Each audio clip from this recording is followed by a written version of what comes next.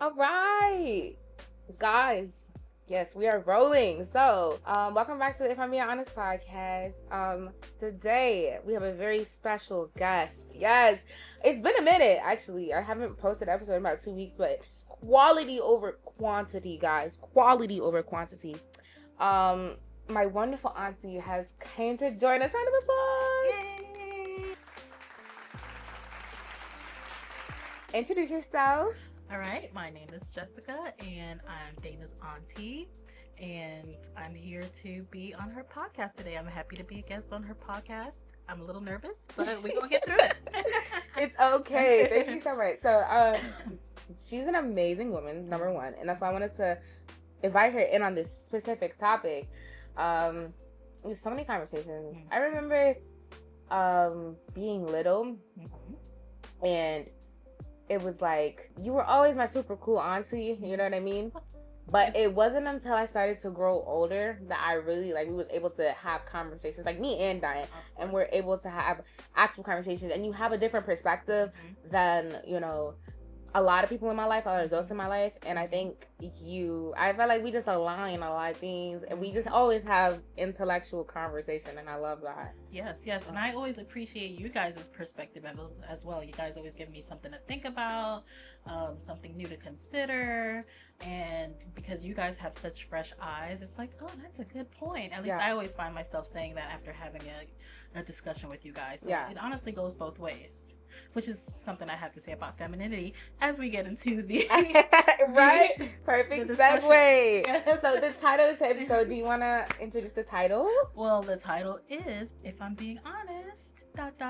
about femininity. Yes, it's about. So we got to be honest, because I think it's something that people don't want to talk about very often because it's very taboo now, and a lot of things. People get offended very easily, but we're not here to ruffle anybody's feathers, but we're just here to talk about the things that, aren't really common. I think a lot of people just assume that because you're a female, you're just feminine.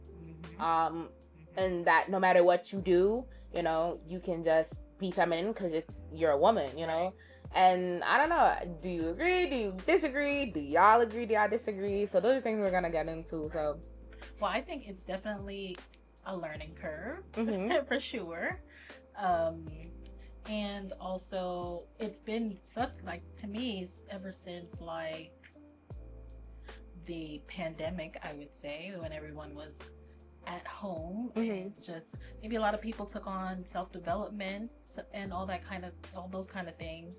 It also became there was also where gender wars started to kind of take off and kind of blow up, and it was like a male versus female, masculine versus feminine kind of thing. Yeah. And then you had the Kevin Samuels and the and all the other. Oh, I forgot about that, man. Telling the black woman she's masculine and this and that. So it was very polarizing during that time, and it has kind of remained that way since then. At least that in my awareness of it, that's kind of so it's kind of, then you got the tonight's conversation. It's I love tonight's conversation. All those different kind of conversations or platforms started to kind of really take off, and then you had feminine podcasts and red pill. Okay. Wait, you sorry. said a lot. Okay, let's go back and let's break it down. So Yeah. I know you mentioned 3 popular figures that everybody knows. If you don't know, you've been living under a rock. Yeah. So start with Kevin Samuels, because that was 2021. That was a minute ago. That's 5 years ago, and he's still making an impact. 2021, Kevin Samuels. I know. I think, did you put us on to him? I don't know. But I know we used to watch his lives religiously. We used to be on live in the comments. While he was on the even Zoom before meetings. 2021. He was definitely for sure. But he didn't blow up until maybe around then, because I know he blew up for the black woman thing. But he had been advising men way before that. He has a long career in life coaching, and his whole thing was modernizing the black man and monetizing them and getting them to get themselves together and have a job and, you know, become high value. He coined that term, high value man, high value woman, in the kind of dating bracket or whatever. Fit, feminine, and friends. Yes. Oh, and the dating marketplace value, the DMV. Oh my gosh. Yes. So he really coined those terms. Yeah. And I don't think Kevin Samuels was bad for the black community. No, he was very polarizing and triggering.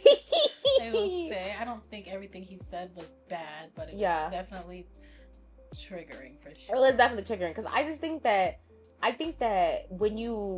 I've watched so many of his episodes, and when you go into the real conversations that he has with people that are on his platform and respectable and reasonable, it goes how it's supposed to go. Right. You know, it's when people get into La La Land that he starts to be like, we're gonna bring you back down to earth. Are you crazy? Blah blah blah blah blah blah blah.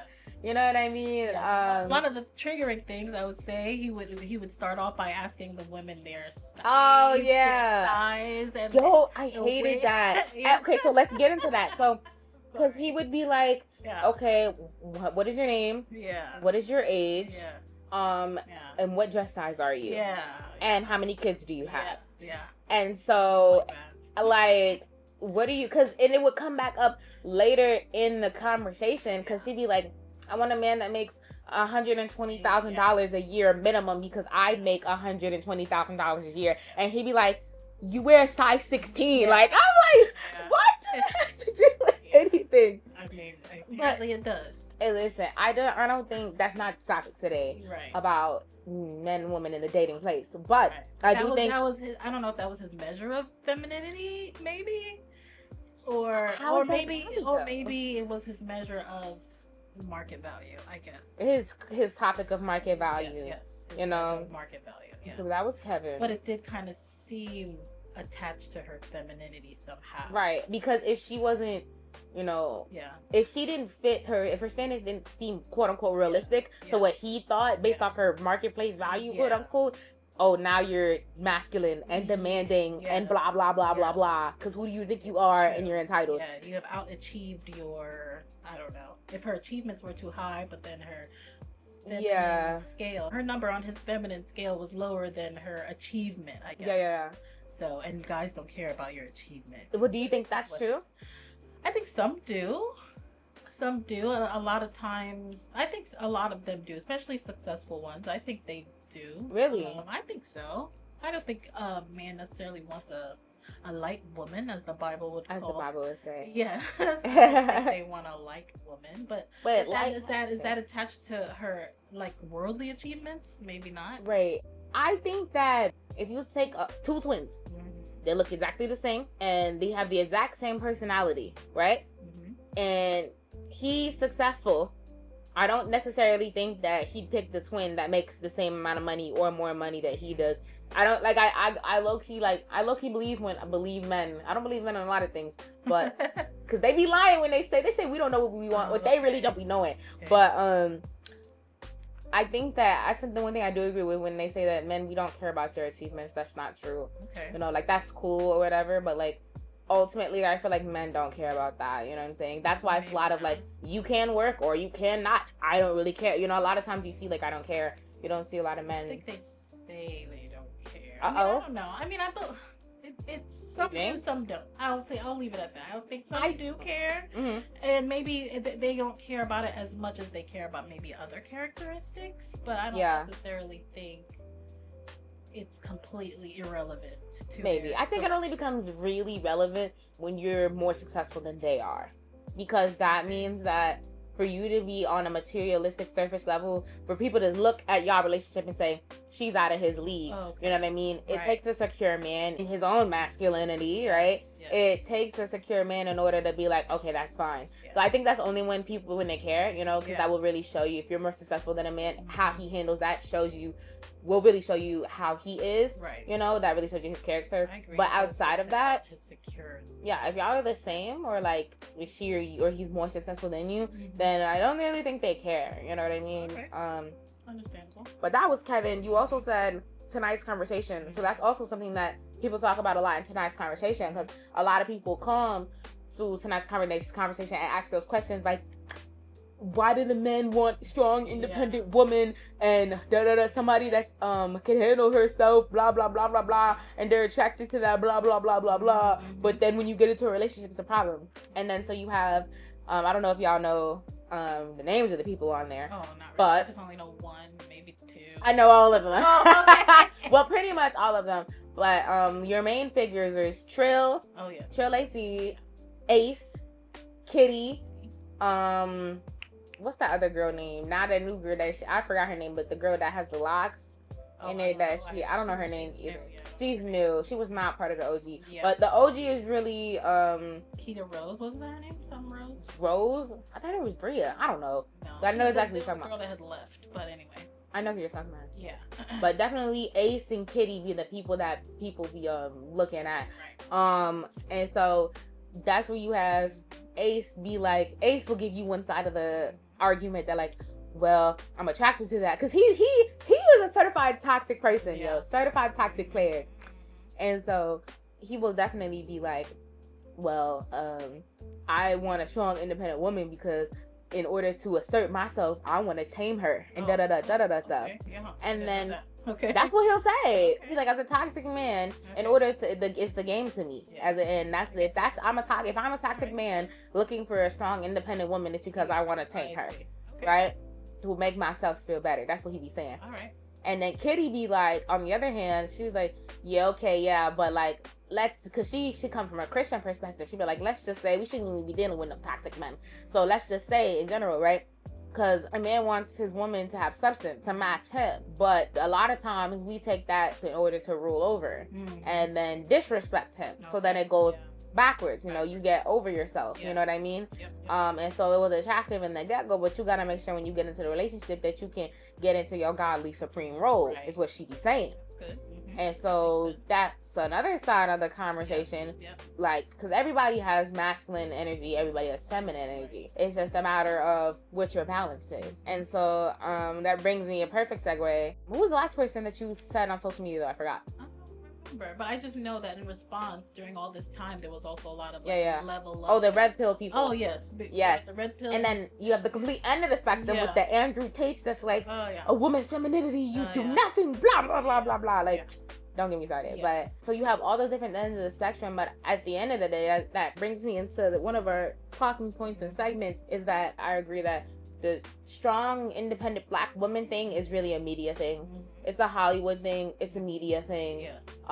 Perpetuated in movies, shows, commercials. It's definitely like the image. I was saying yes. I think it's definitely perpetuated. It has long time been perpetuated of the strong black independent. I don't need a man. Type of stereotype for black women. But I've never heard anybody say that in real life. Like, I've never asked anybody, like, do you want to be married? Do you want to get... I don't need no man. I've never heard nobody say that. Me neither. You know? I've heard maybe divorced women or people, they might give up on men. They might be like, you know what? I gave it a try. I'm good. I'm okay now. God bless you and your union. Right. And I don't think it starts off that way ever, really. Especially because girls, they're kind of socialized to want that kind of ideal lifestyle with their husband and 2.5 kids and all that stuff. They're kind of social, so I don't think it starts off that way. It might end off that way after them being burned and bruised and whatever. But I don't think it starts off that way at all. No. I think that a lot of women are conditioned to chase status, to compete with men, just in case that you don't find one. I think we were talking about this one time, but like, say you have a stay-at-home wife, right? Like say she was a nurse or something like that, right? And then she got married, was with a man, blah blah blah, and she turned into a stay-at-home mom, and she wasn't working for 5 years. It's gonna be much harder for her to jump back into the work field and get a job. You know what I mean? And so that's why, just in case the relationship goes wrong and then now you have no money and blah blah blah blah blah. And so I feel like a lot of women, we've been conditioned for the just in case mindset. And so we chase status in order to be able to compete with men. So when I go back into the job field, you know, I'm not automatically less qualified. Right. You know what I mean? I need to be able to compete, you know, because that's essentially what the job force is competition. Right. And so that's not necessarily, I think, a bad thing. Absolutely not. Like, I'm going to college to chase my education, and you are a very educated college woman too, period. Right. So I don't think that's a bad thing. I just think that when you put it in the sense of like femininity, and you, I think that portrayal of like, I'm strong, independent, I don't need nobody, is the opposite of femininity. I think so too. Well, what you were saying, they chase status. A lot of times, I think I would call it they chase stability. Okay. Especially because it's like, it's hard to try to just place all your life, essentially, in the hands of a man. And I guess it takes an elevated level of femininity to surrender control over certain parts of your life. You know what I mean? Or to relinquish that control and submit those parts and rely on the man to keep stable. And if you find a good one, he can really keep you stable. You know what I mean? And God bless all the women that do have that stability. And that doesn't mean that there's no highs and lows within there, but you know, you rely on him to keep you emotionally stable, financially stable, you know, just that be a steadfast presence. Well, I think what that reminds me of is because, like you said, a lot of women chase stability, right? But I think why I said, I agree with that as well. But I think why I said that a lot of people chase status is because a lot of times when you see a woman that's successful, 6 figures, she won't date anybody or consider anybody who is quote unquote less successful than her. So that man may be stable in his $60,000, but you don't want to quote unquote downgrade yourself because whatever.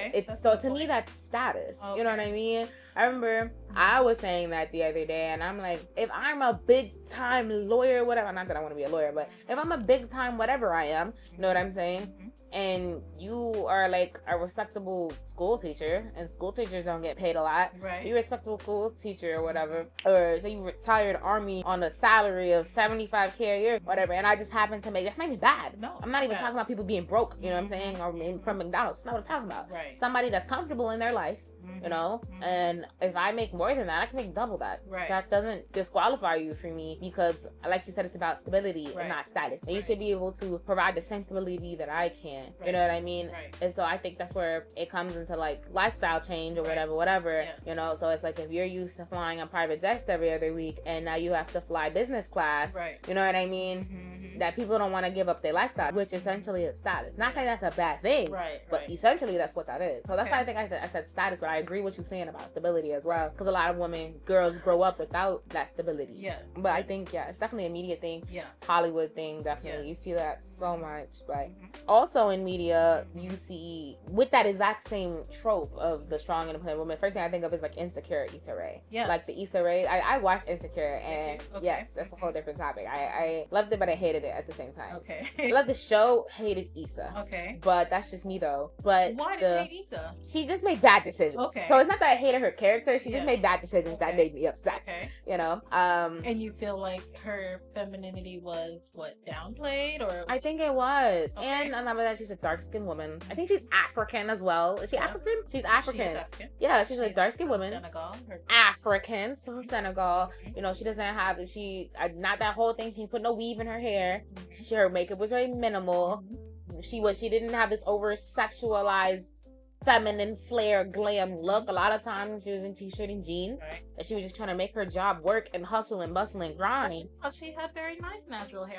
I loved it. Yeah, but I appreciated that she did, because like to me, Molly was like the girl boss type girl. You know what I'm saying? Yes. Whereas Issa, her decisions were not always sound or whatever, but I don't know. I didn't find her to be masculine, or I think really, because when I watched that, the way that she maybe might have to remind me. No, I definitely agree. Molly was supposed to be the strong, because wasn't she was supposed to be the boss. She was, and that's why she had relationship problems because of that. But Issa was trying to become that, because remember, she had just gotten out of a relationship where she was supporting him on his back while he was on her couch. And so she got out that relationship. She was like, bump that, I'm up for myself. And so she was trying to become that. And so, but not the lack of trying to support him though. No, I understood. But she definitely tried. But what I'm saying is, I think that that whole like trope of, I just think that it's, I just think that in Hollywood, that trope of like would not be the same reversed, like light skin, curly hair, yes. good smile, feminine flair, blah blah blah. She wouldn't be in Hollywood in a show where she was supporting some man who's on her couch and now she gotta grind and hustle and bustle. A lot of times you don't see that. You see her with her feet up in a, you know what I'm saying, or whatever. And you know, if she does decide to be that girl boss or whatever, then it's out of pure want versus necessity. So I'm not saying that the whole Issa Rae thing was bad. I liked the show, and I thought it was very nice to give her that lead. But I just think that trope, not that it wouldn't have worked the other way around, but Hollywood wouldn't have pushed it the other way around. So that's where I feel like colorism kind of comes in. And I know we were going to talk about that. So actually, I took a quote from you. Okay, yes. I took a quote from you. Darker skinned women are still penalized for the actions of lighter skinned women, and dark skinned women don't get the benefit of perceived light skinned woman femininity. Yes. So, do you want to expound? Because I feel like that's deep. Right. Well, that idea I got from Chrissy, because I follow her a lot. I watch a lot of her videos on YouTube, and I remember her talking a lot about how like Cardi B or Meghan Markle, even though Meghan Markle is not like Cardi B at all, but Cardi B, you know, she's a bit on the ratchet side, and you know, she came up as a stripper, and you know, all these things. You know, dark-skinned women get the disadvantages of her portrayal of, you know, of the ratchet black woman. Meghan Markle, who's supposedly the first black princess, but they're both biracial, her femininity or well-to-do-ness doesn't get projected onto darker-skinned black women the way Cardi B's ratchetness gets projected onto darker. They would be penalized for her, you know, ghetto black woman portrayal versus, you know, Meghan Markle's kind of upstanding homemaking, you know, Duchess of Essex. I think, you know what I mean? No, I hear you. I do. Yeah. I think that's interesting because I think that's so interesting because I was talking to a male in my life recently, and he was like, I'm not gonna put him out there because no shade. And he was like, we was walking down the street, and he was like, how am I supposed to know who's a thought and who's not if y'all all look the same, essentially, right? And I was like, that's crazy. He was like, hey, y'all created that word, not us. Like, women created that word. I'm like, that's true. But that idea didn't come from, now that you're bringing that idea, it didn't come from dark-skinned women, really. It didn't. And so then if you see, you know what I'm saying, like, if you see Cardi B and that's coined for her actions and or anybody who, what are them people who be on the Real Housewives and acting ghetto and fighting and ripping each other weave out. It don't be dark-skinned women on there doing that stuff. It be white women and light-skinned women that be out there fighting and clawing at each other. And so then the moment that a dark-skinned woman comes onto any type of show and gets a little bit angry or wears something different, you know, or puts on a different weave or says whatever, then those actions, it's like she's coined from start. You know what I mean? And like I think we see that a lot in like the Love Island arc recently. Did you watch that? I did not, but I saw a lot of the controversies, like the cast members, and as they were, you know, there would be like a new, I forget what they were called when the new person came on the island, and in the villa, the villa, Floyd. So I think that was the whole like Huda, Olandria beef, there's another Shelly, yes, thing. Because Huda was a terrible person. Well, on the show, I don't know her personally. Preface, bro. But I literally was watching Talia Joelle, and I don't know if y'all know who that is, but she's like a big influencer in the fitness space. And so I was watching Talia Joelle, her literal vlog from literally 2 days, like 14 hours ago, and she was like expressing how she was like, yeah, no, it really sucks, like because I'm trying to buy my friend like all this stuff. She's graduating with her master's degree, da da da. You know, but you have to point to your friendships. As she was expressing, she was like, you know, recently, like, I did go through a really hard friendship breakup because I was really close to one of the castmates on Love Island, and she was talking about Huda, and she was like, really close where I knew her before the show. I knew her when she was going on the show. I knew her. I would call her while she was on the show, while she was getting her nose job done and all that type of stuff.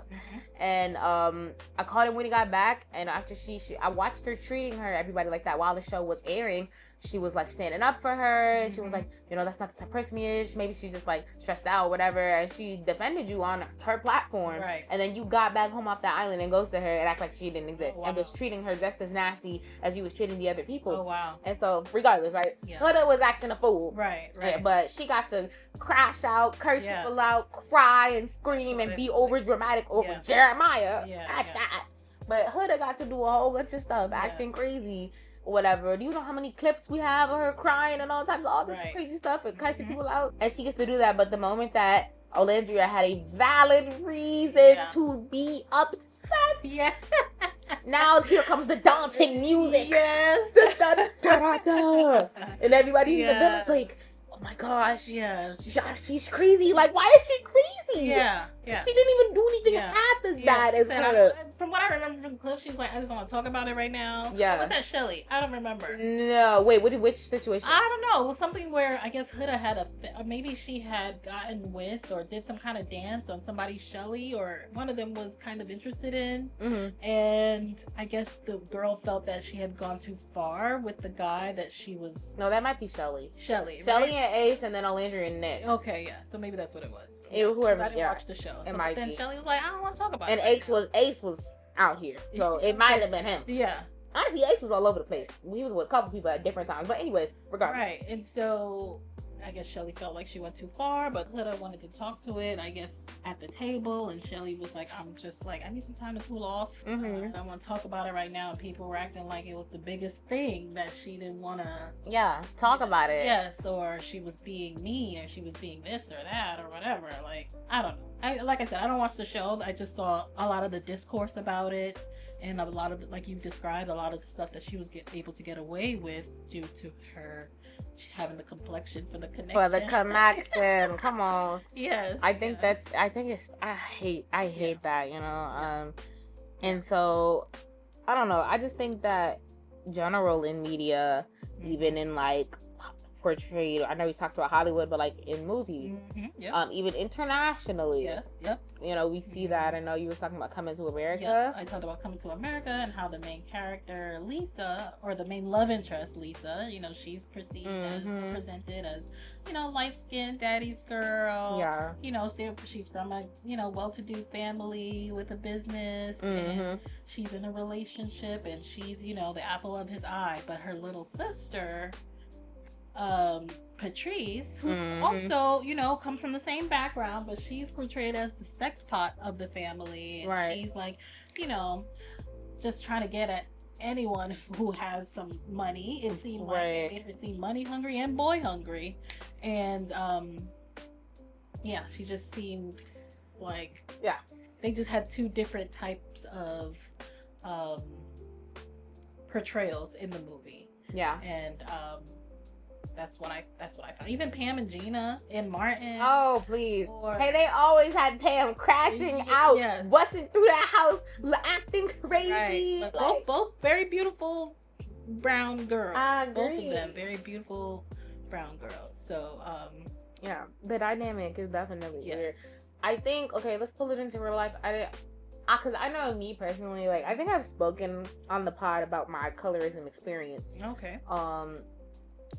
Some Black History episode, little plug for you guys. Okay. But I talked about this before on the pod, but I feel like growing up, like I said, it's hard because growing up, I didn't know I was dark until like maybe about 4th or 5th grade, maybe. Okay. Maybe at that, because I grew up and it was normal. That was normal for me. You know what I'm saying?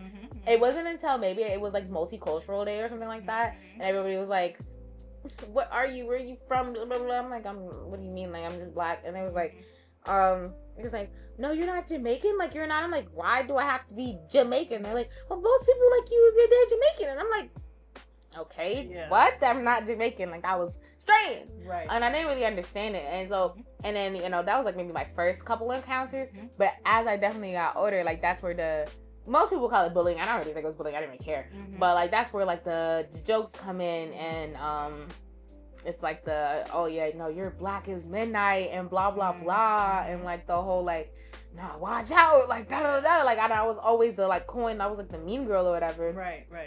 And I was, like, I didn't understand it. But looking back on it, like, that was crazy. It is crazy. And so it's very internalized. It very much is. In our own community, the dark-skinned boys calling you. It is very internalized. Ooh, but don't get me started. But I think that, because I never grew up like that, and it's not like I grew up of being the only dark-skinned person in my family. That was very normal to be dark-skinned. You know, like I grew up, like, I thought light-skinned people was white for a long time. You know, I'm like, you wasn't dark, you were looking like me. Yeah.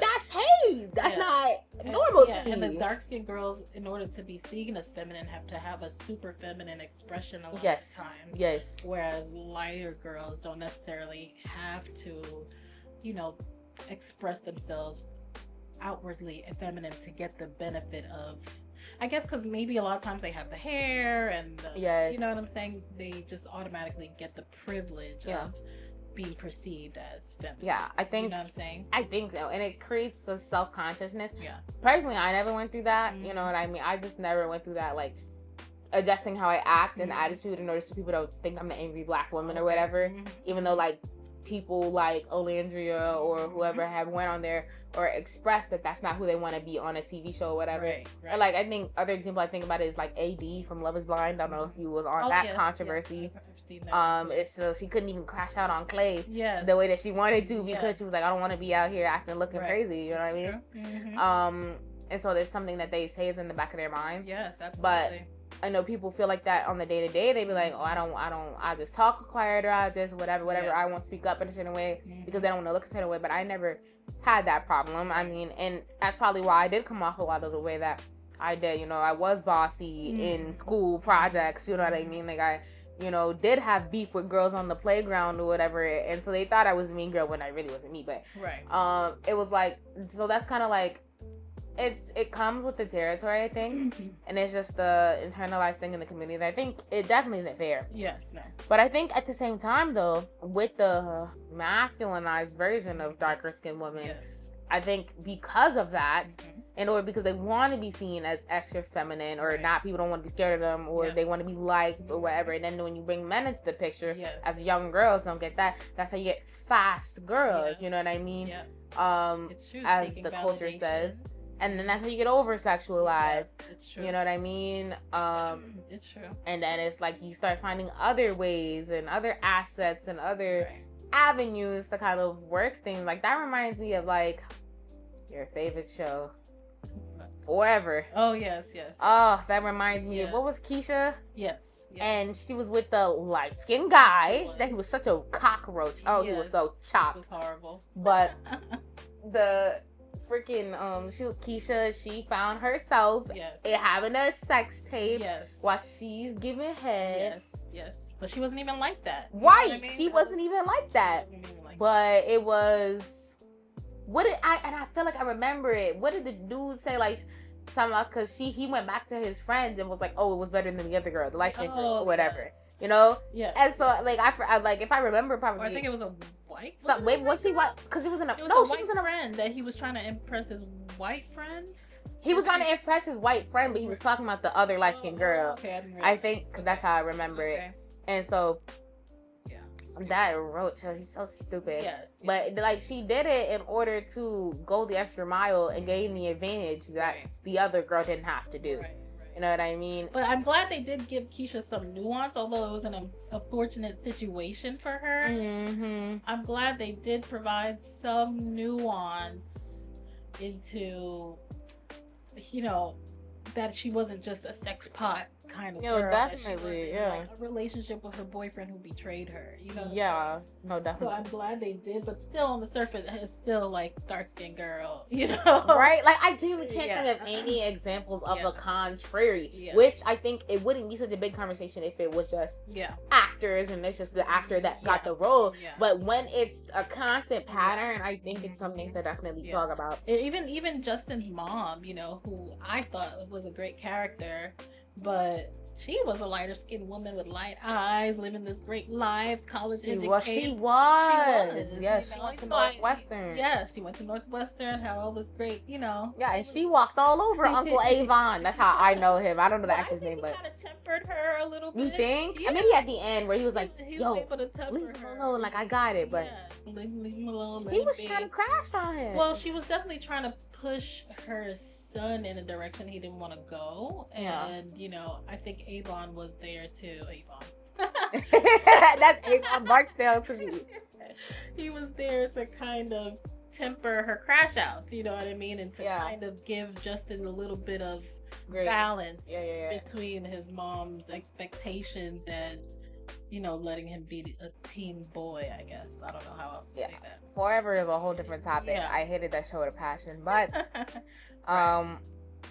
so bringing it in. But let me just go back to Forever just for a minute, how, you know, Justin's mom was, you know, like I said, fair skin, light eyes, but Keisha's mom was not. At all. And when she crashed out over something that was valid, because she's like, you out here doing this, got this your whole life stolen from you, now I gotta work 2 jobs to go to a school I can't afford to pay for it. Struggling, like dark skinned. She could have easily played the other character. Exactly. You understand what I'm saying? And Justin's mom. Yeah. But that's not how it worked out. No, definitely. So that's just more to show the bias, I guess, in the casting. Yeah, I like how you brought that out. Yeah. Oh, our sisters. So, switching gears. So, do you mind giving the people a little bit of your spiritual background? Well, I started off Catholic. That's what I was born into. I don't know if it was spiritual. That was just religion. Yeah. You know, but in 2020, I started to, after being around you guys and your family kind of planting little seeds, the Lord has given the increase, or He's still giving increase, Lord willing, of my understanding of His Word and all these things. And so we started to keep the Sabbath around 2020 and around the pandemic time. And I've been able to grow in His Word and still looking to grow and meditate on His Word and in my femininity within His standards, I guess. Like, so, let's put it that way. How do you think that learning faith and becoming one with God and finding Christ has changed you as a woman, and then connect that to how you walk in femininity? Okay, well, let's see. So it definitely requires a renewing of the mind. You gotta wash out all that stuff and keep your foot, as they say, and take your shoes off and just wash out all the stuff that you learned from the world, because when you come to meet God, He's like, I don't know, all that stuff is garbage, you know? And so I just had to learn how to, that, you know, a lot of things that I thought were beautiful, I look more towards natural beauty, I guess. I try to promote it, not only to myself, but to my girls, that, you know, not to say that what's grooming and trying to make yourself pretty isn't valuable, but it's not the most value that they will have. So I try to promote that ideology for them. And it's just a growing process, as I say. And being that I'm single, I don't necessarily have the masculine pushback to challenge my femininity often, you know, as maybe someone who's married would have, to practice some of the other aspects of it, such as submission and not questioning. And I just know that part I would probably definitely have to grow in as I would get into a relationship.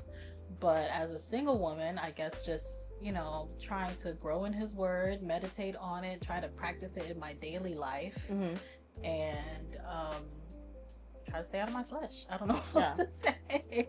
So you became single in like what, around 2020? Yep. Around the same time. Around the same time. And so did that change how you viewed yourself and like reevaluate? Like, what did it make you reevaluate? Like, how did that change and shift impact you as you were coming into God at the same time?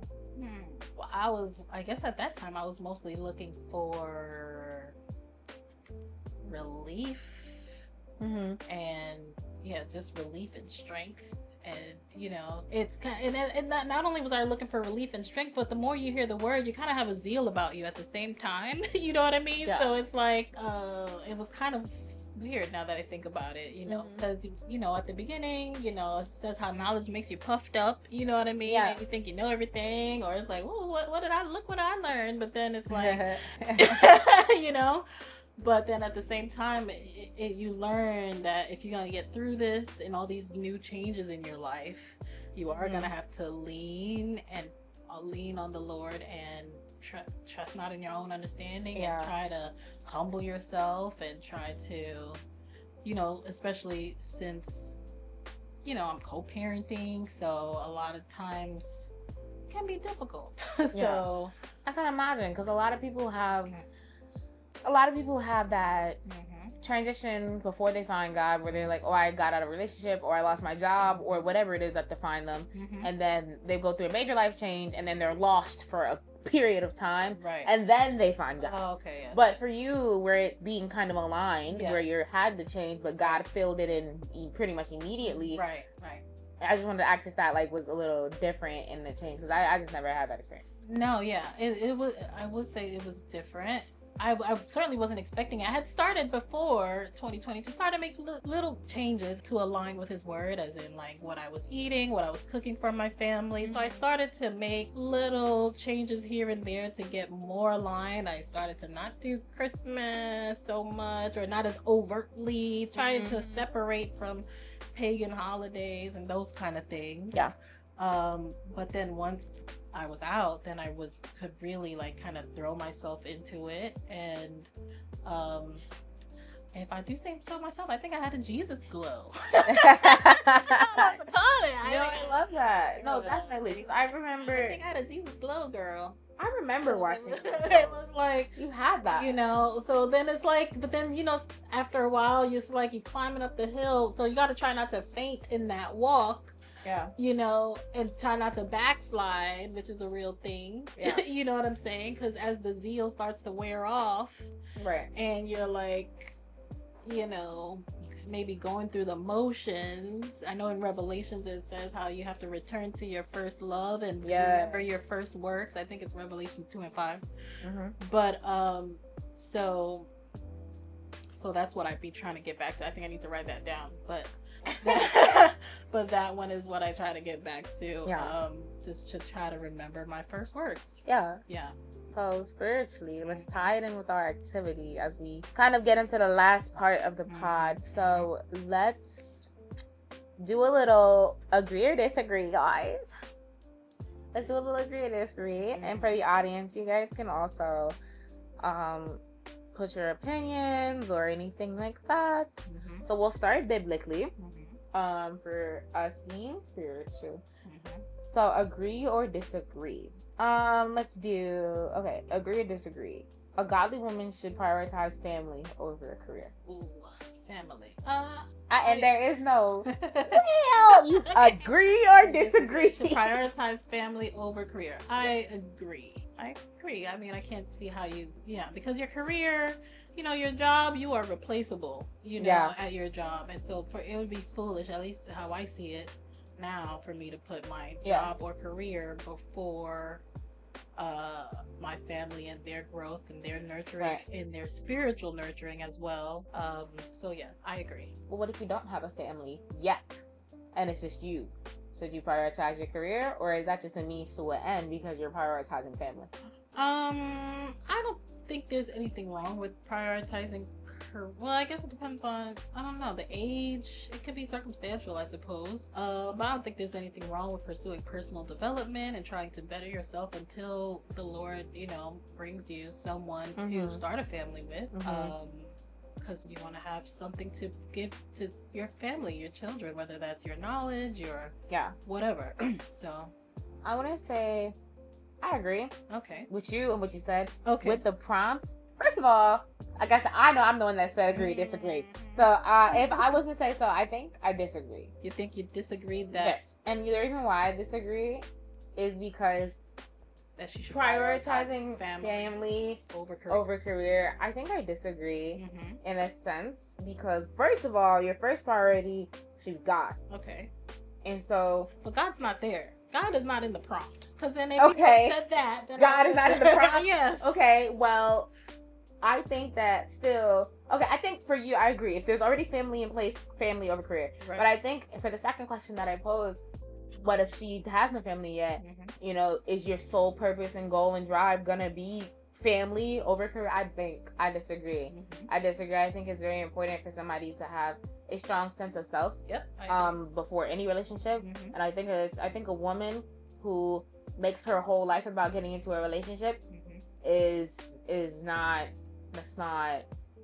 I feel like that's a recipe for disaster. Yeah, she has no esteem in herself. Exactly. Like she has no foundation or stability, spiritual stability. Exactly. And your spiritual stability comes from God. So if your whole life is about getting a man and whatever, then you don't really have stability in God. Yeah, I think. True. That's what I think. So I agree with the first prompt, disagree with the second one I posed. Okay. So let's do, these two are pretty much one and the same. Okay. Biblical femininity is about character more than appearance, and modesty is more about attitude than clothing. And so it's so funny because I wanted to do a whole episode on this. I wanted to do an episode on this because I was thinking about this the other day. And so I'll let you go first. Agree or disagree? Girl. Okay. There ain't no in between. It ain't no in between. All right. So character more than appearance, you said? Character more than appearance, and then attitude more than clothing. I would say it is more about character. It is because God judges you no matter what you look like, and if your judge is the Lord, and that's who your ultimate judge is, and that's who you're performing for, let's say, quote unquote performance, or your works are towards, then yeah, he's going to be judging your character, and not your appearance. So I would say character more than appearance. Now, do I think God wants you to be, with your cheeks out every day? I don't know. No, I don't think. I don't know. No, but I do think that people grow in conviction. Yes. And that I think that doing things just because people tell you to without any conviction gains you nothing. Yes. You know what I'm saying? If you, That's I don't, agree. like, I don't know. That's like. But it's not because people tell you to. If you're read it, well, I guess because a lot of people read it as modesty is about, your attitude and not how you dress. So I think it can be. I know you said there's no in between, but I agree. But yes, you said there is no in between. But you know what? I'll add another prompt that brings me into the segue. What I was going to say. It says. Where did it go? Biblical femininity has been misused to control women. And so, agree or disagree with that. And the reason why I added that is because I was going to say, in response to what you were saying, I think that more often than not, when modesty is put into a physical thing, it's not because I think the church and people mishandle it and they make modesty about other people rather than yourself. What do you mean? Like, I think they make it so, like, if you're a godly fearing woman, you wouldn't dress like that because it makes it hard for your brothers in Christ. No. Okay. You don't want to think that's BS. Okay. I disagree fully because when it doesn't matter what you look like, it doesn't matter what you look like. Whether you got everything or you got nothing. A man that wanted is a man that wanted. True. So that's regardless of what you look like, whether you put it out there or you don't. And then on top of that, men love mystery on top of that. Right. So it don't take whatever. Modesty does not stop lust. That's not what that means. Okay. And so I think that I can agree with that statement. It doesn't matter what you do. And then I also think that men and women do this to other women is where, like, because of a way somebody looks, they'll change the definition of modesty. Okay. And so I think the whole, like, idea of modesty is not one size fits all. I think that's cap. Okay. Style is never one size fits all. Right. But modesty, if that's what you're gonna do, right, is definitely one size fits all. okay. Because how you gonna take the same dress? It's the exact same dress, Mm-hmm. but because it's on somebody who is a petite size small Mm-hmm. versus somebody that wears a size 14, Mm-hmm. you know what I'm saying? But it Now don't fit all of the a same. sudden, It's but not the dress. It's literally the body and It's- how it fits. So it but can't it's be not one. though. But it is. If okay, It so totally is. what do you mean? I don't think that. It has to be. I don't think so. It's not like I'm gonna take the same size small dress, but Because if I take, it's just like with like if you're giving a dress to Miley, you know what I mean? Miley wore a dress the other day that you wouldn't be able to wear anymore because it'd be too tight. Your boobs are bigger. It's like you fill it in differently, and so it might look a little bit more modest on her, but on you, it's like boom pat pow. You know what I'm saying? but that's size and not dress though. Like if it's like that's one that I think if but it you was still a modest dress, but just not modest on you anymore. but I You think understand what I'm that's saying?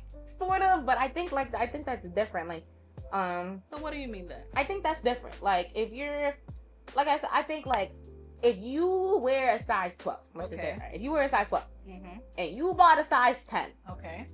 it doesn't fit right on you Right. because it's a size 10. Okay. And so everything looks tight because it's a size 10. Okay. Right? Okay. Fine. So if you go buy the same dress in a size 12, Right. but you can still see the fact that somebody got boobs, that doesn't go away just because they're wearing a size But 12. if it's low, But it's no longer right. So that's what I'm saying. If it's low cut, just because that one person has bigger boobs than the next, So that you're doesn't saying you know what I'm saying? accounting for sizing. The counting for and, sizing. and imagining that you just gotta get a size that's modest. But still, I don't know. It depends. I just think on it's. size. I think it becomes a bias though, because I think that like it is biased. there be people It's that like true. I have a sister Yeah, but we have to work. that I know. With your body type. You That's do. Just in, I agree. That's even in whether you're trying to dress modest or not. Some things are gonna be flattering, and some things ain't gonna be flattering. Yes. Like even that's debatable. Yeah. Based on. I just think that spiritually, like bias is bias. You know what I'm saying? Okay. And I feel like there's no variableness to God. Okay. And so if people are going to hammer clothing, you can't be dressed like this, you can't be dressed like this. It cannot be it depends situation. Okay. Like the same way that's like but I don't in our think it church is- in New York, right? Okay. Yes. The dress code, no shorts. Right. Not that men can wear shorts. Right. No shorts. Right. Right? Right. That's part of the dress code. If Right. that's what it is, you know what I'm saying? Right. So that's just what it is, right? Mhm, Or like example, like I know I have a sister in the other church that I go to Mhm. when we're out there, and we literally the same height. Mm-hmm. But unlike me, most people that are my height are very petite. Mm-hmm. Mm-hmm. Yes, so love that sister. But yeah, she's like I just happen to be the outlier. Most people my height are very petite. Mm-hmm. And so her being petite, she can get. I mean, like she's like a A cup, like very slender, Right. very like not curvaceous at all. Uh-huh. Nobody says nothing when she wear the strapless. Right. Nobody says Oh. nothing where she wear the Okay. spaghetti sundress. Right. Nobody says nothing if she wear a little maxi that might be quote unquote tight, but Right. there's nothing there for it to be tight to. Right. So now it's not a problem. Right. That's crazy to me. Okay. You know what I mean? Right. And I don't think there's anything wrong with the way she dressed personally. Right. But what it comes in a problem is when you pull that onto somebody else, now everybody has the biggest thing. Oh, okay. That's what I don't So like. you mean if it's no strapless, then it's no strapless? That right. Make it. Period. You know what I'm saying? It's not Okay. about what you look like. If it's not modest, it's not modest. Okay. You know what I'm saying? Just because I know I talk about this all the time, like one of the elders' daughters or whatever, one of their thing is they like mini skirts. Okay. Right? That's like thigh high above the knee mini skirts. They like mini skirts. Okay, but I don't think that's modest on anyone. Exactly. But they have a very slender frame, you know what I mean? Not very big thighs, very skinny legs, thigh gap, right?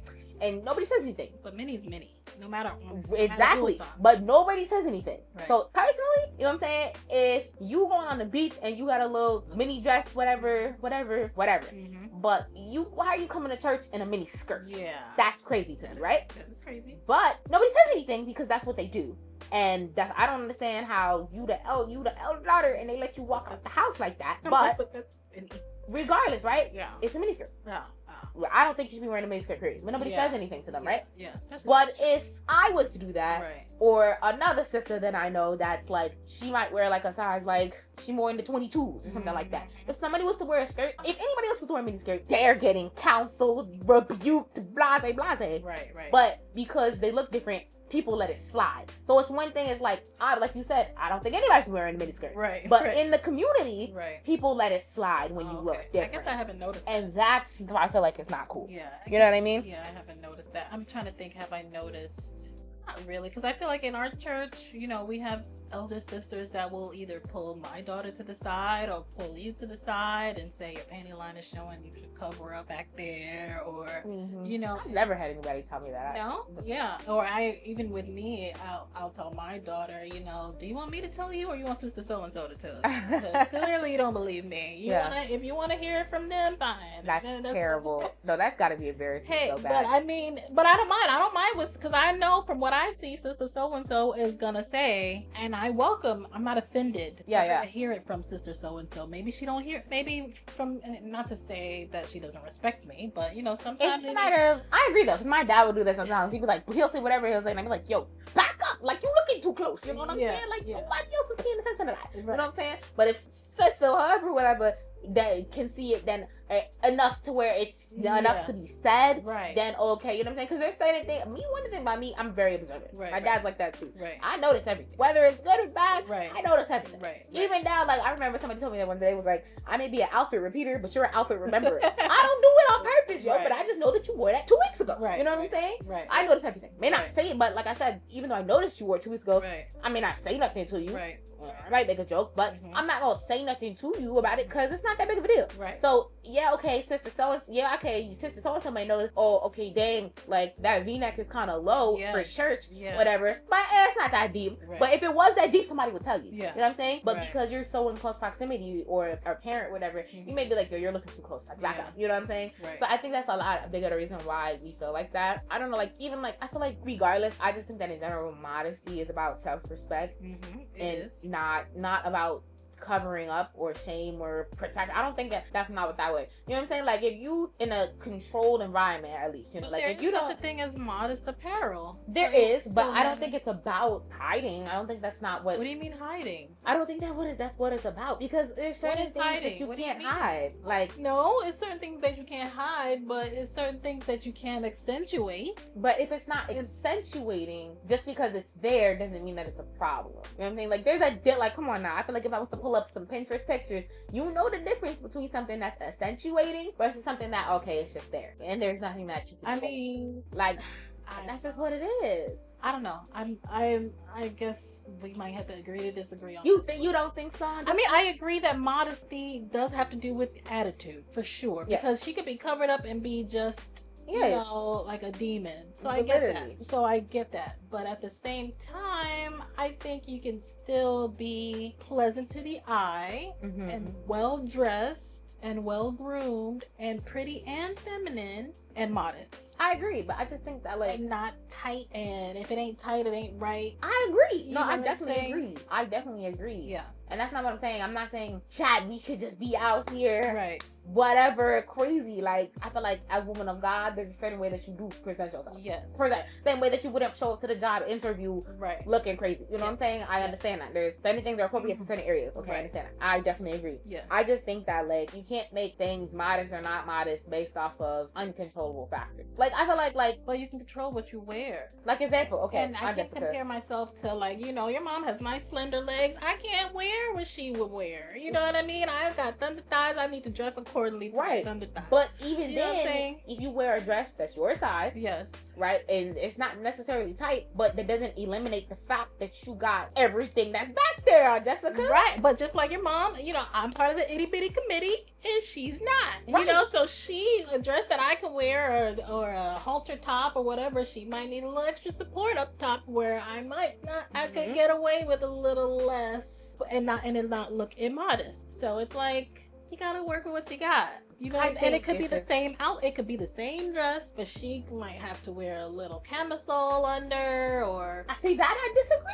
with. What do you mean? If her cleavage is out and mine, I don't even have cleavage. But that's if it's the same dress. If you go to Burlington and we get the same dress, right? if the dress itself is like a U-cut low neckline, right, or something like that, right? That's what the dress looks like. Right. You can't. I feel like the one person with B cup can't wear it, and the double D can't. The dress is not appropriate for church. Period. Because that's the dress. The way the dress is.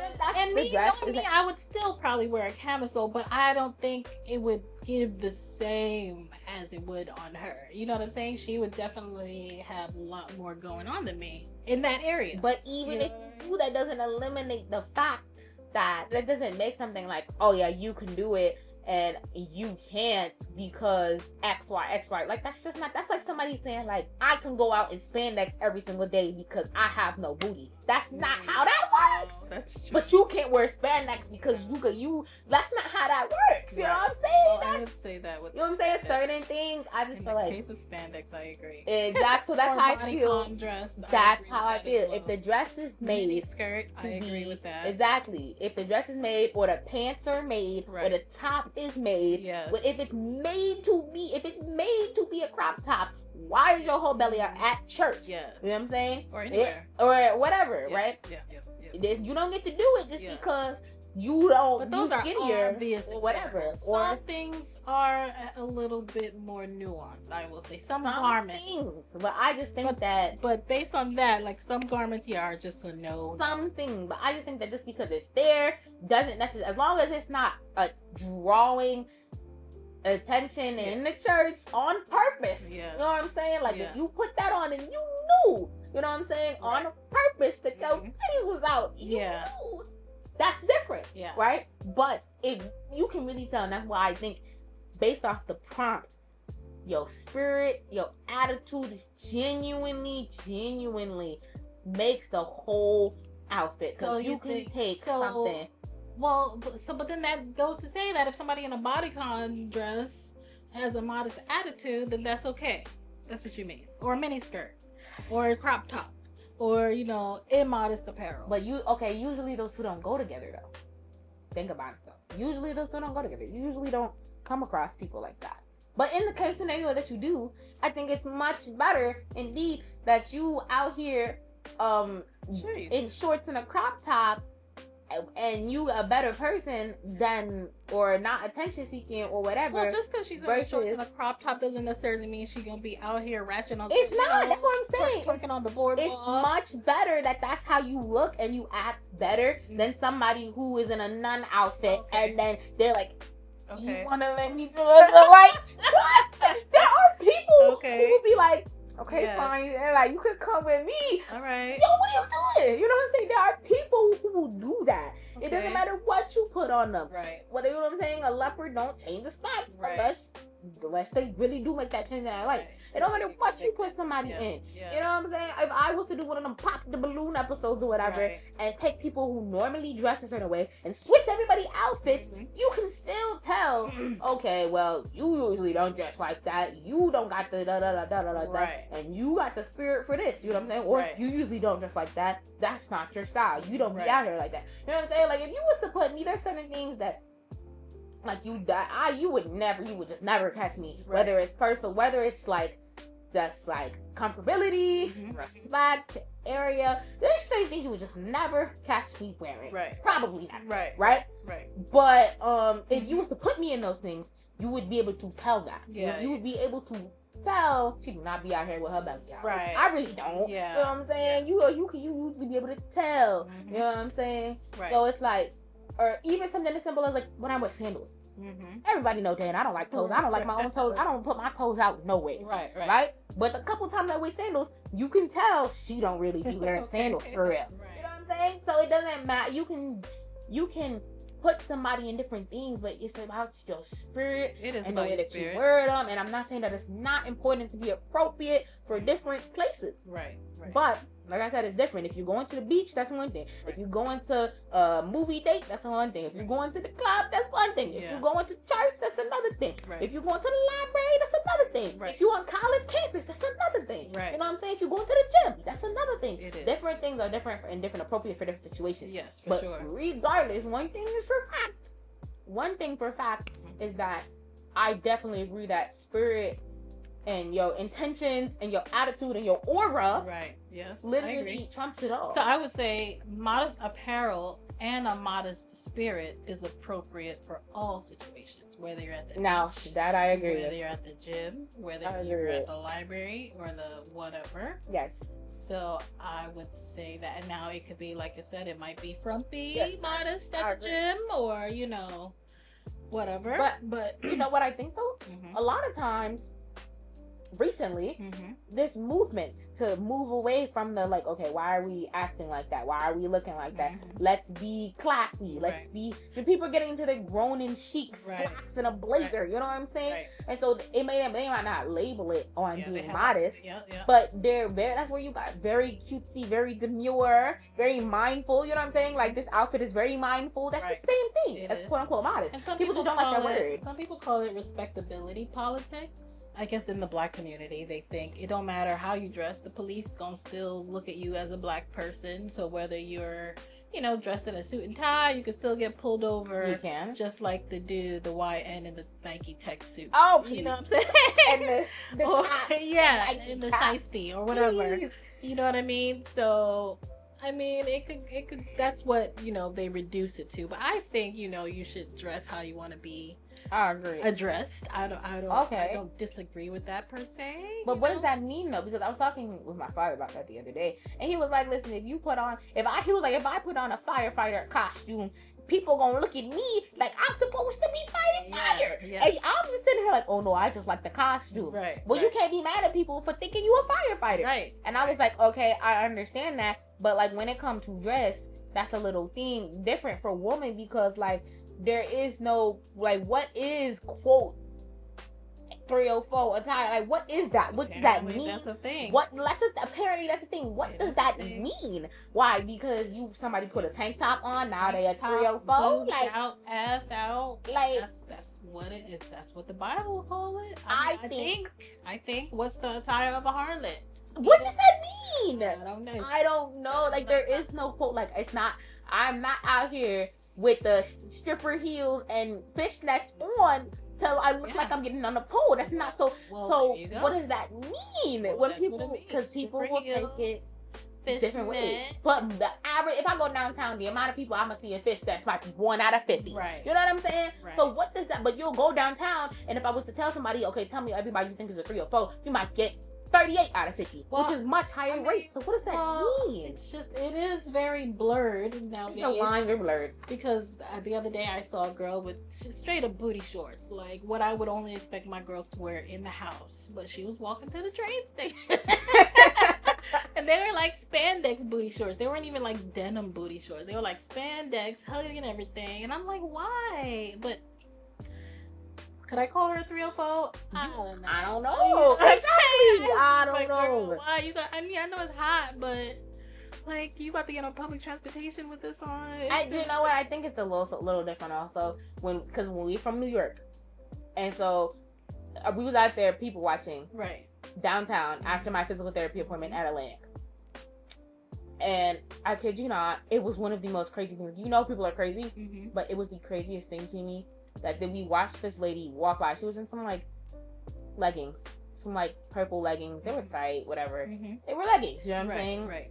She looked like she was not exercising because she wasn't running or anything, but she just, maybe she was on her way from the gym, or I don't know. It was also hot, so I don't know why you were leggings, but whatever, it was tight. Right. She minded her business with her headphones in, right? Right. I seen this crackhead was going the opposite direction, doubled back to follow her down the block. Wow. To catch up with her and talk to her. That threw me off. Yeah.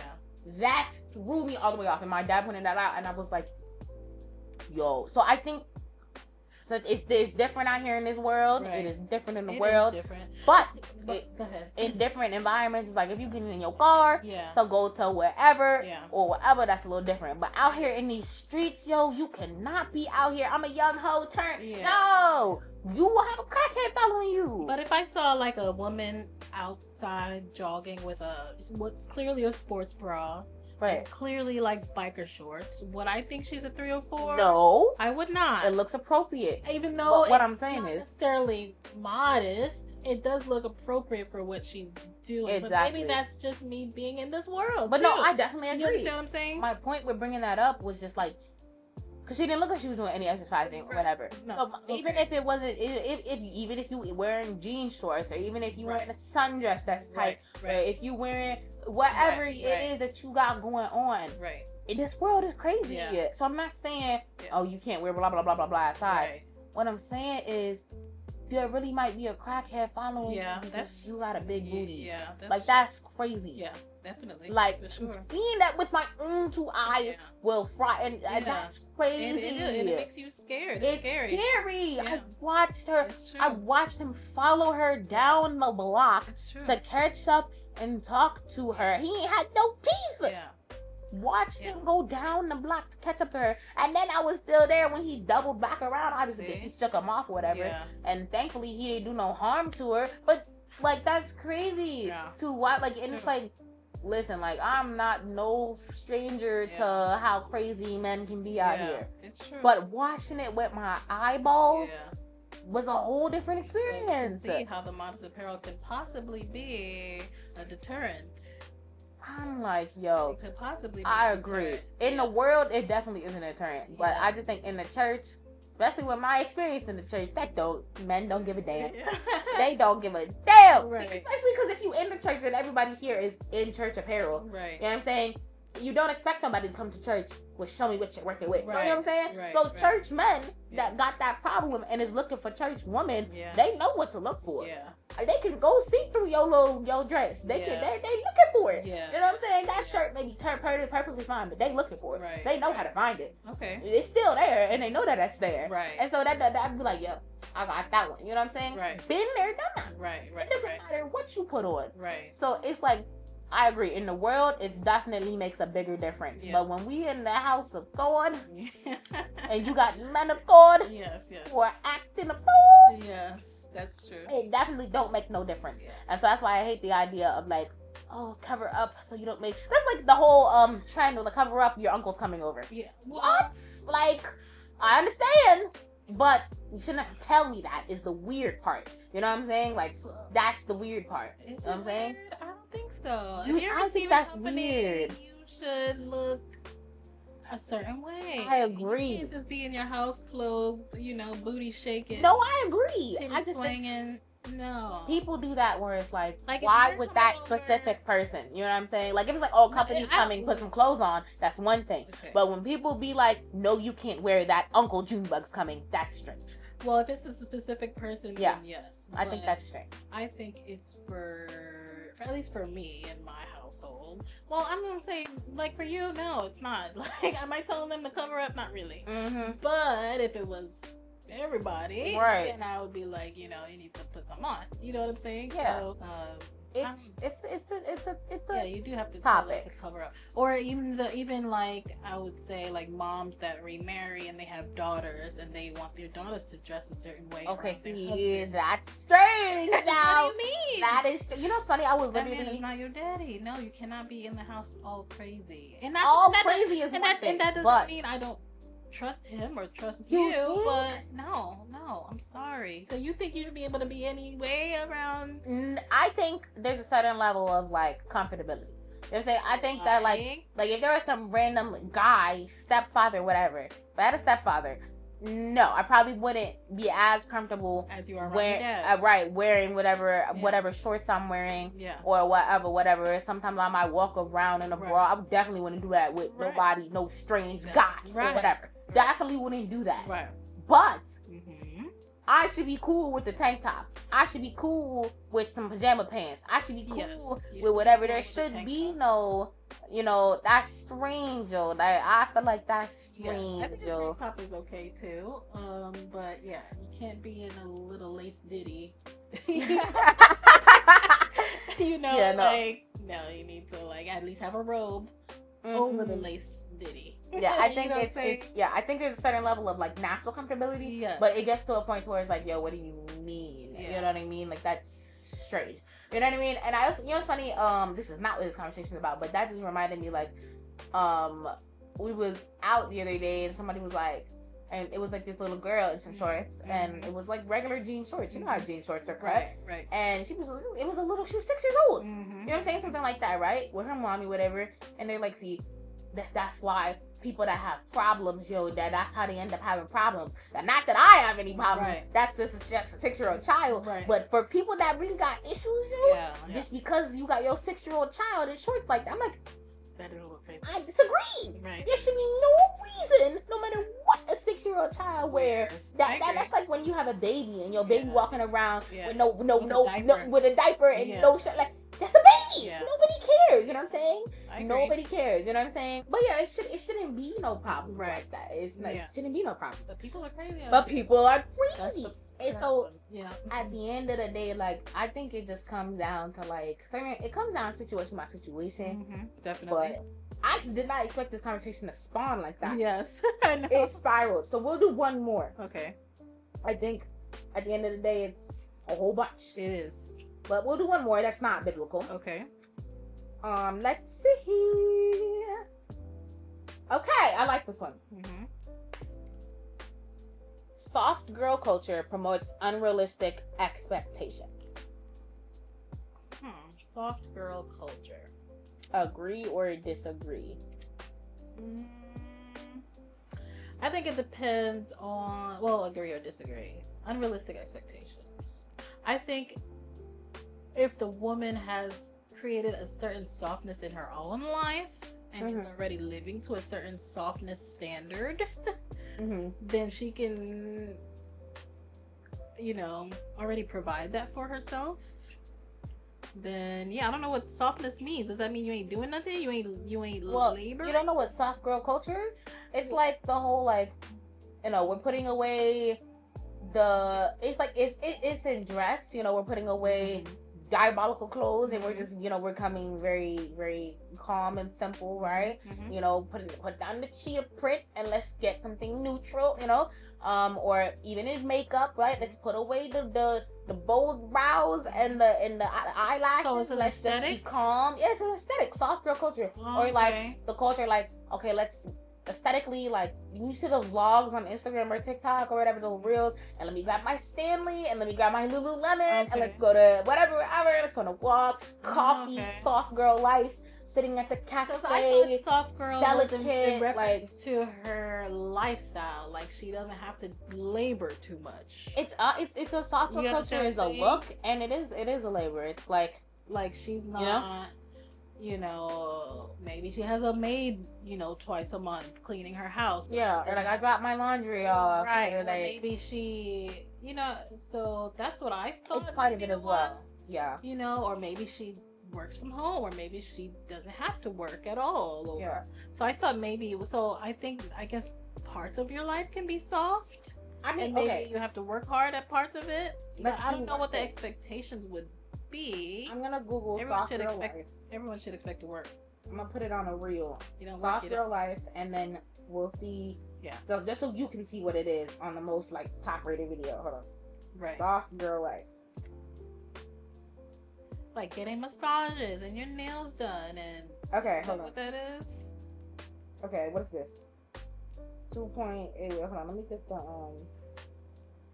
And even that is work. It's work. It is. People say soft girl life is expensive. That's the first thing that they say. Yes, Pilates, that ain't easy. It's not. Okay.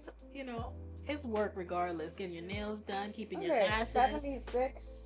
It is not. Maybe where are the 2 million views? Okay, see, these are the let's get the stuff that has 2 million views. Okay.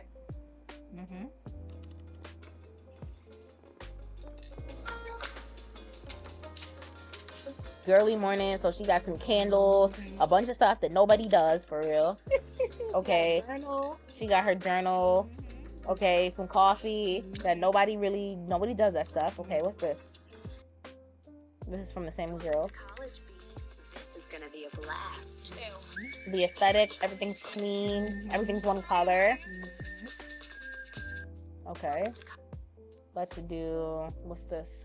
as women, we just have to understand that a soft life is going to be very expensive. If you want to be able to have slow mornings, do what you want, go on vacation when you want to, buy whatever you want to without looking at the price tags, someone is going to have to make money, and I recommend it be you.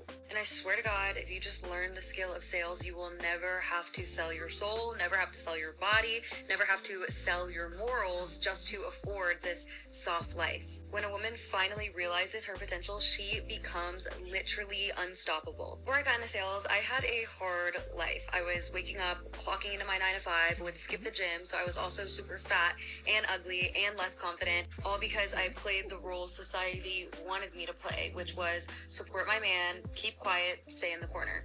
Fast forward 2 years later, I am here on Wednesday in Saint-Tropez at Lily of the Valley, one of Saint-Tropez's most high-end luxury hotels. And all of this was very expensive. But what's even more expensive is if you don't tap into your potential. You see, playing with potential can be a very dangerous thing, because if you never actually act upon it, you are going to lose a lot of money. You're going to miss out on a lot of money, and you're also going to miss out on a lot of moments and memories that you could create yourself without having to sell your soul to afford them.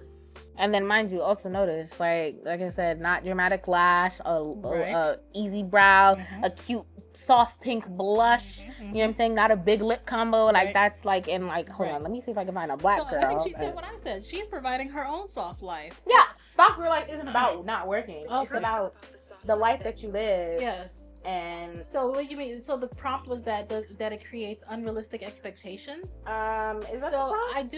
That's the prompt. Yes. I do think it requires a lot of discipline in order, if that's what someone wants to embark on. It does require discipline, some kind of regimen and routine, and if you can maintain that, then great. You know what I mean? Is it unrealistic? I guess it can be. I don't necessarily want to put a glass ceiling on anybody. Yeah. But I don't think it can be achieved. I know women that are living different versions of a soft life, you know what I mean? Whether they're married mom of however many children or single with no children, those are two different types of soft, you know what I'm saying? So it calls for different things. Yeah. Exactly. I also think, hold on, let me see. What is this?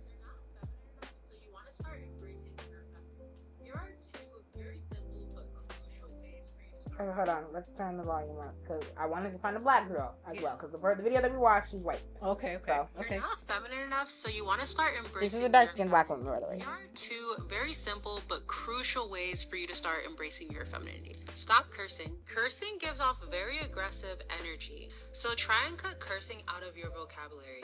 Be nurturing to the people around you. You can do this by being a really good listener. Show that you care what the other person is talking about by not interrupting and by not being dismissive. Another way to be nurturing is by being emotionally available. Check up on the people around you. Be a safe space for them. Show that you genuinely care about their well-being. What do you think about this? I agree with what she's saying, and I guess that's just more in building community, I guess. And because when you pour into your community, they can pour back into you, and being part of your village. I agree. And sometimes being part of a village sometimes has some inconvenient component to it. And so, but that's okay, because when it's your turn to be the inconvenient component, you know what I'm saying? It comes back. Yeah, it comes back. So yeah. I think, I think my problem, I agree with the prompt to an extent. I just think, I disagree with the prompt to an extent. I disagree with the prompt generally. But I think that it does, I agree though, because I think the idea of soft girl life, soft girl aesthetic, culture, life, jobs, blah, blah, blah. No, I think that it promotes people to change themselves. And not that that's bad. But I think that when you're comfortable in your life, and you're comfortable in your job, and you're comfortable in whatever it is that you're doing, you're comfortable in the way that you talk, or you're comfortable in the way that you look, or whatever, switching people, like the media pushing the opposite of that and shunning the opposite, I feel like is not like, you know what I mean? I feel like opposite of soft girl? Yes, like I feel like that's like, you can't do that to people. Like, example, for me, what? Right? I'll just use myself. The soft-spoken, gentle female, that has never been me. probably will never be me to an extent. Okay. To an extent. Okay. Now, does that like, but like if I was like, it's because, you know, social media presence in like the younger generations, right? If you were chasing that look because that's what, or chasing that life or that attitude or trying to change the way that you are, tone down your big personality, or say you like loud colors and you try to tone it down, or you like artistic art on your walls, but everybody has clean walls and cute aesthetic white and pink bedrooms or whatever, and you lessen parts of yourself, right, or things that you would normally otherwise be comfortable with. You know what I mean? Yeah, I don't think it needs to be a cookie cutter. I mean, I see what they're showing A with lot everything, of people do that. with the pink beige, you know, and kind of, what's the word? I don't know.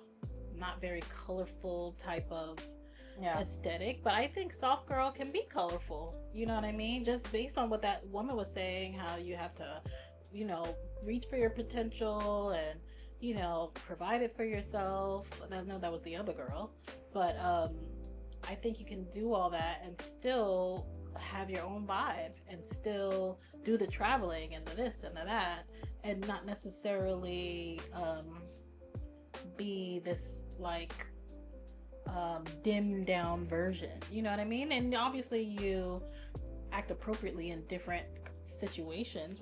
All situations will call for maybe you to be louder or dimmed down or more conservative. You know, that's just reading the room. You know, so you got to be some version of yourself, code switching as they call it. Oh, you know, yeah. that's just a thing. That's just life. You know what I mean? Yeah. But I think soft girl, you can live, you know, in the brightest, most maximalist, you know, boho, whatever type room or home or aesthetic in your car. You could have a pink car or a bright green car and, you know, green hair and still live a soft life. It may not fit the aesthetic that they're pushing. It doesn't fit the aesthetic. You know what I'm saying? People chase. Yeah. I think 9 times out of 10, people just want the outside look. Yeah. You know what I mean? Yeah. And so that's why the girl came in and was like, it's gonna be expensive. You know what I'm saying? Yeah. Like, y'all don't realize that. Yeah. You know what I mean? So I mean, but self-development, you can start off, you know, you start off with what you have a lot of times, which is what you should do. But then as you grow, you might start to want to invest in this course or invest into learning how to sew or invest, you know what I'm saying? As you start to grow, it is going to start to cost you some money. And if you're comfortable, then you're probably not growing. Yes. You know, no, that's true. You know? Ooh, that could be a whole different episode. I like that. Yeah. But, yeah. Okay. Oh, I'll tie this one in too. So, question. I like this one. Being quote unquote too feminine can affect how intelligent people think you are. Agree, disagree? I guess so. I want to say I agree. I agree. But I think that both sides also affect how intelligent people think that you are. Yeah. Because like I remember like I don't necessarily fit into the what was it? The divine femininity. That's a whole trend as well. Yeah. Divine feminine, stepping into my divine femininity. Right. I don't necessarily fit that either, or try to walk up in that, right? But so I wouldn't say I definitely wouldn't say I'm too feminine at all. But I will still come across and thankfully I've never came across that like me personally, but like especially college coming up, whatever, there might be spaces where people assume that I'm less intelligent. Okay. Because I don't act a certain way, or because I don't speak a certain way, or because I don't present myself a certain way. Some people may assume that you're less intelligent. So you think when you're more feminine, people think you're more intelligent? Is that what you're saying? Is that what the prompt says? The prompt says being too feminine can affect how intelligent people think that you are. So I guess that's kind of saying that like if you're too feminine, you're kind of like people will think that you're dumb, like the dumb blonde look kind of thing. Yes, I guess that's what the prompt is saying. Yes. But I don't necessarily. I think that's true to an extent, but I also don't think that's true because like.